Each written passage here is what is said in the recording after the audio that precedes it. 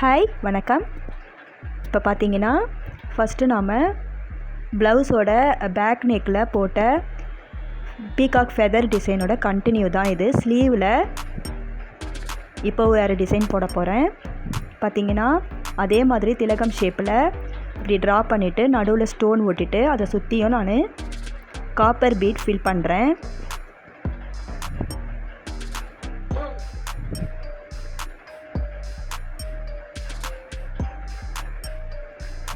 Copper bead work முடிஞ்சிச்சு. இப்போ அந்த ஸ்டோனை சுற்றியுமே நான் ஃபெதர் ஸ்டிச் போட்டுக்கிறேன்.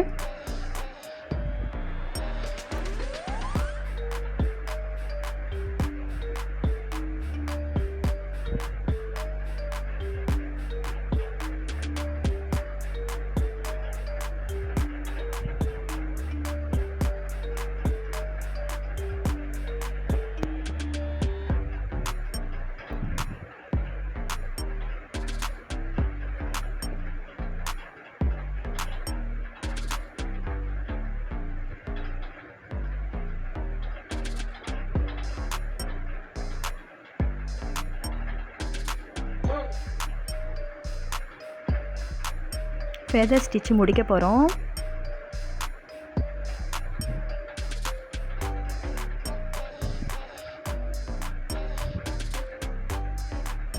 முடிச்சாச்சு. இப்போ நாட் போட்டுட்டு நெக்ஸ்ட்டு அதை சுற்றியுமே நம்ம செயின் ஸ்டிச் போட்டுக்கணும். முடிச்சாச்சு.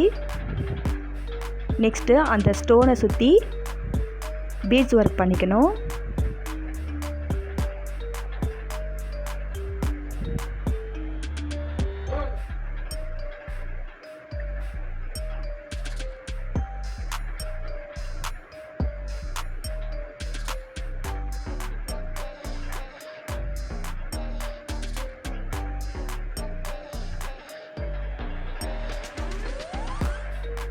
நெக்ஸ்ட்டு நான் அந்த திலகம் ஷேப்பை சுற்றியும் நான் இது மாதிரி ஒரு லைன்ஸ் போட்டாச்சு.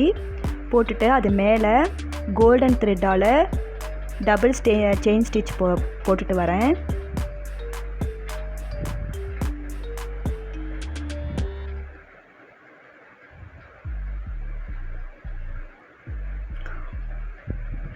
ஒரு லைன் பெருசாகவும் ஒரு லைன் சின்னதாகவும் இப்படி சன் மாதிரி எஃபெக்டில் இப்படி போட்டு